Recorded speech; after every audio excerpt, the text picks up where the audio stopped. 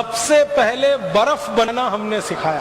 अद्भुत देश है ये भारत, यहाँ बर्फ सबसे कम है लेकिन बर्फ बनाना सबसे ज्यादा हम ही जानते हैं। भारत में बर्फ जहाँ है ना, वो कुल मिला के 2-4 राज्य हैं। एक तो जम्मू कश्मीर है, एक तो हिमाचल प्रदेश है, एक तो हमारा ये उत्तराखंड है और थोड़ा बहुत उत्तर पूर्व के कुछ प्रदेश हैं छोटे, जहाँ पर बर्फ गिरती है। ये बर्फ प्रकृति की बनाई हुई है, लेकिन हम भारतवासी इस बात का गर्व कर सकते हैं कि मनुष्य की बनाई हुई सबसे पहली बर्फ हमने दी है दुनिया को, और उसकी तकनीकी भी हमने बताई है पूरी दुनिया। हमारे देश में एक महान राजा हुआ, उसका नाम था हर्षवर्धन। हर्षवर्धन के बारे में आप सबने पढ़ा है, सुना है, जानकारी आपको होगी। हर्षवर्धन की 2-3 बातें मैं आपसे कहना चाहता हूँ। पहली बात यह है कि वो वैज्ञानिक था और राजा हुआ। सबसे बड़ी बात उसके बारे में जो दुनिया नहीं जानती वो ये कि वो खाली राजा नहीं था, वो वैज्ञानिक था और राजा हुआ और चक्रवर्ती सम्राट हुआ। चक्रवर्ती सम्राट का मतलब आप समझते हैं? भारत में चक्रवर्ती सम्राट कौन हो सकता है? जो एक गांव का राजा होता है उसको हमारे देश में कहा जाता है सरपंच। जो 10 गांव का राजा होता है उसको कहा जाता है नायक। जो 100 गांव का राजा होता है उसको कहते हैं सामंत। जो 1000 गांव का राजा होता है उसको कहते हैं राजा। फिर 10,000 गांव का जो हो जाए राजा वो महाराजा। फिर 1 लाख गांव का जो हो जाए वो सम्राट, और 7 लाख गांव का जो राजा हो वो चक्रवर्ती सम्राट। और भारत में लगभग 7 लाख ही गांव रहे, तो हर्षवर्धन चक्रवर्ती सम्राट था, माने पूरे भारत का राजा था। एक बात वैज्ञानिक था, दूसरी बात और विज्ञान की किस भाषा में उसको दक्षता थी? केमिस्ट्री में। रसायन शास्त्र का बहुत बड़ा ज्ञाता था,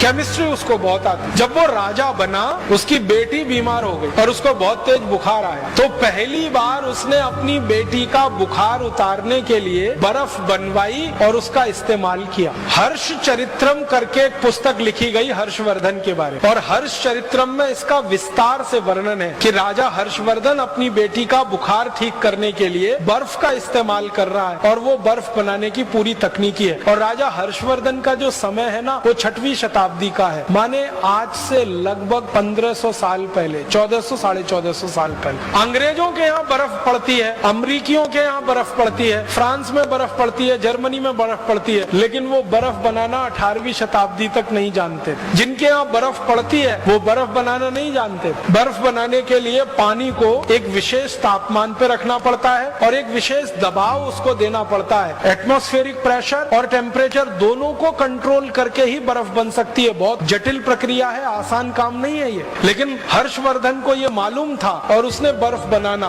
और बनवाना अपने राज्य में शुरू किया था। उस समय से भारत में बर्फ बनाने की परंपरा है। बर्फ हमारे यहाँ भगवान के द्वारा बहुत कम दी गई है, लेकिन बनाना हमको दुनिया में सबसे पहले आया। अब हमको ये स्थापित कराना अभी बाकी है कि सबसे पहले बर्फ भारत में बनी। अंग्रेज लोग बताते हैं कि उन्होंने सबसे पहले बर्फ 18वीं शताब्दी में बनाई, हमने उनसे 1000 साल पहले बर्फ बनाई। सारी दुनिया को ये बर्फ बनाने की टेक्नोलॉजी हमने दी है। कागज बनाना पूरी दुनिया को भारत ने सिखाया। हमारे भारत में एक घास होती है उसको सन कहते हैं, और एक घास होती है उसको मूंज कहते हैं। गाँव के लोग हैं उनको तो ये दोनों शब्द अच्छे से समझ में आएंगे। एक सन होती है और एक मूंज होती है। मूंज जो है ना बहुत तीखी होती है, उंगली को काट सकती है और खून निकाल सकती है। सन वाली घास जो होती है वो थोड़ी नरम होती है, उंगली को काटती वाटती नहीं। और भारत के हर गांव में इफरात में होती है और फोकट में होती है। पूर्वी भारत और मध्य भारत में तो हर गांव में होती है। बंगाल में, उत्तर प्रदेश में, बिहार में, झारखंड में, उड़ीसा में, आसाम में कोई गांव नहीं जहां सन ना हो, मूंज ना हो। तो जिन इलाके में सन और मूंज सबसे ज्यादा होती रही है, इसी इलाके में सबसे पहले कागज बनना शुरू हुआ। वो सन की घास से और मूंज की घास से हमने सबसे पहले कागज बनाया, और सबसे पहला कागज बना के दुनिया को हमने दिया। और वो कागज बनाने की तकनीक आज से 2000 साल पुरानी। और चीन के जो दस्तावेज है वहां से ये बात मुझे पता चली। चीनियों के दस्तावेजों में ये लिखा हुआ है कि उन्होंने जो कागज बनाना सीखा वो भारत से सीखा, सन और मूंज की रस्सी से। दुनिया में सबसे पहली बैटरी समझते हैं, ड्राई सेल। और ड्राई सेल बनाने की जो विधि है ना, जो आधुनिक विज्ञान ने भी स्वीकार कर रखी है, वो महर्षि अगस्त्य द्वारा दी गई विधि है। महर्षि अगस्त्य ने सबसे पहली ड्राई सेल बनाई थी और उसका विस्तार से उनका वर्णन है अगस्त्य संहिता में। पूरा ड्राई सेल बनाने की टेक्नोलॉजी, पूरी तकनीक उन्होंने दी है, और हम में से कई लोगों ने उस तकनीक से बना के देखा है और ड्राई सेल बनता है, और हजारों वर्ष पहले की वो तकनीक। इसका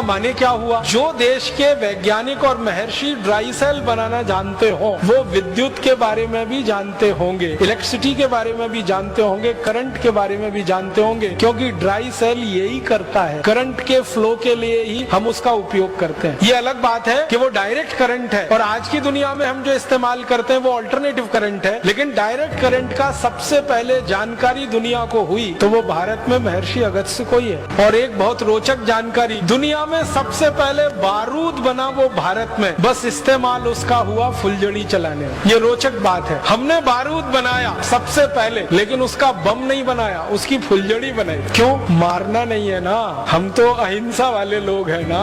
बारूद से मार भी सकते हैं, बम बना के किसी को ब्लास्ट कर सकते हैं, लेकिन वही बारूद फुलझड़ी भी बनाता है, वही बारूद वो चक्री भी बनाता है और वही बारूद से अनार बनता है। तो हमने बारूद बनाया अनार के लिए, फुलझड़ी के लिए, चक्री के लिए, हमने बारूद नहीं बनाया बम के लिए। और दुनिया ने हमसे बारूद बनाना सीख लिया तो उन्होंने फुलझड़ी नहीं बनाई, उन्होंने बम बनाया और दुर्भाग्य से फिर हमको ही मारने के काम में उसको लाया। दुनिया में सबसे पहला सिक्का, कॉइन जिसको हम कहते हैं, वो भारत ने बनाया और सारी दुनिया को सिक्का बनाना सिखाया। ये जो सिंधु घाटी की सभ्यता का अगर आप इतिहास पढ़ेंगे तो आज से 3-3.5 साल पहले का इतिहास है, उसमें सिक्के बनाने का बहुत विस्तार से वर्णन है और सिक्के की ढलाई करने के लिए बहुत सारी फैक्ट्रियों की जानकारी।